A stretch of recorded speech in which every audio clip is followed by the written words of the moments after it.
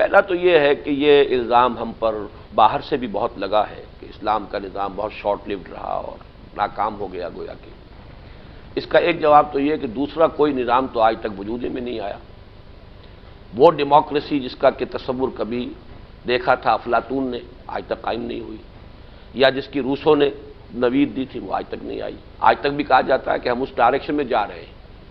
جس کلاس لیس سوسائٹی کا تصور مارکس نے دیا تھا، وہ تو اس سے پہلے ہی کہیں سارا کا سارا تیا پانچا ہو گیا۔ ایک دن کے لیے بھی وہ ریاست تو اور وہ معاشرہ تو وجود میں نہیں آیا۔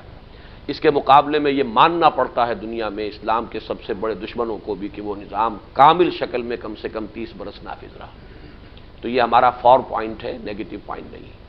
اصل مسئلہ یہ ہے کہ یہ میرے نزدیک ایک بہت بڑی چھلانگ تھی کہ جو فطرت نے حضور صلی اللہ علیہ وسلم کے ذریعے سے لگوا کر نوع انسانی کے لیے ایک ماڈل دے دیا ہے۔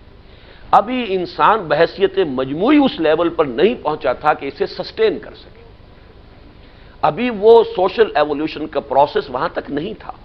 یعنی مثلا یہ تصور جو آج ہمارے پاس ہے کہ ریاست اور شے ہے، حکومت اور شے ہے۔ We are loyal to the state, not to the government. Government کو تو بدلنے کا ہمارا حق ہے، ہم جب چاہیں بدلیں اسے۔ ایجیٹیشن کے ذریعے سے بھی بدلنے کا حق ہے، کانسٹیٹیوشنل رائٹ ہے آپ کا، اور الیکشن کے ذریعے سے بھی حق ہے۔ تو we are not loyal to the government, we are loyal to the state. یہ اسٹیٹ اور گورنمنٹ کا فرق ہی آج سے 100 برس پہلے موجود نہیں تھا دنیا میں۔ یہ دونوں چیزیں گڑبڑ تھیں۔ جو شخص کے ریاست کو نہیں بلکہ حکومت کو بدلنے کے لیے کھڑا ہوتا تھا وہ باغی قرار دے دیا جاتا تھا۔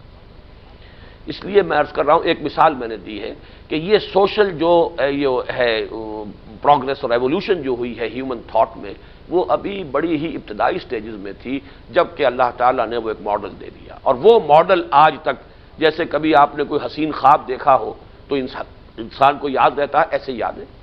گاندھی نے کہا سن 37 میں جب پہلی مرتبہ وزارتیں بنی ہیں، پروونشل گورنمنٹس بنی ہیں، تو اس نے اپنے وزیروں کو یہ کہا تھا کہ میں آپ کے سامنے ابو بکر اور عمر کی مثال پیش کرتا ہوں۔ He wrote it in Harijan, اس نے اس کے اندر اپنے رسالے میں مضمون لکھا۔ آج بھی مائیکل ہارٹ نے جو مانا ہے، ایم این رائے نے 1920 میں مانا تھا کہ تاریخ انسانی کا عظیم ترین انقلاب محمد نے برپا کیا۔ تو وہ تو ایک ماڈل ہے جو ہمارے سامنے ہے۔ اب یہ ہے کہ انسان خود گویا کہ ترقی کرتے ہوئے اس کے قریب تر پہنچ گیا ہے۔ آج اگر وہ قائم ہوگا تو وہ کافی سسٹین کرے گا اپنے آپ کو، اس لیے کہ وہ ہیومن جو کانشسنس ہے اس کا لیول اس کے بہت قریب آ چکا ہے۔ لیکن ہم جو ہے بحیثیت مسلمان by and large we are a decayed lot, اور ہمیں غلامی نے بہت طریقے سے کچلا ہے، اور ہمارے اندر وہ کیریکٹر کی طاقت جو ہے بہت کم باقی رہ گئی ہے جو دوبارہ ابھرنے کے لیے ضروری ہوتی ہے۔ اٹس جسٹ پاسبل کہ جیسے تاتاریوں کے ہاتھوں مسلمانوں کو پٹوایا گیا، کروڑوں مسلمان قتل ہوئے اس وقت، یہ 13th سینچری جو ہے اس کا جو یہ ہیوک جو ہوا ہے یہ ملکوں کی سطح پر ہوا، شہروں کی سطح پر نہیں۔ پورا یہ ترکستان کا علاقہ، ایران، افغانستان، عراق کا بیشتر حصہ ختم، برباد۔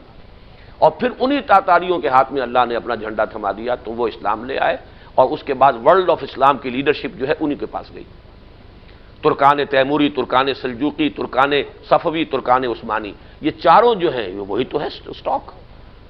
عرب جو ہیں they were deposed from the leadership of the Muslim Ummah. The leadership was given to the Tatars, the Turks. Maybe it happens again. ممکن ہے کہ ہمیں پٹوا کر اللہ تعالیٰ کسی اور قوم کو یہ صلاحیت دے دے۔ Maybe they are Chinese, maybe they are Koreans, maybe anybody else.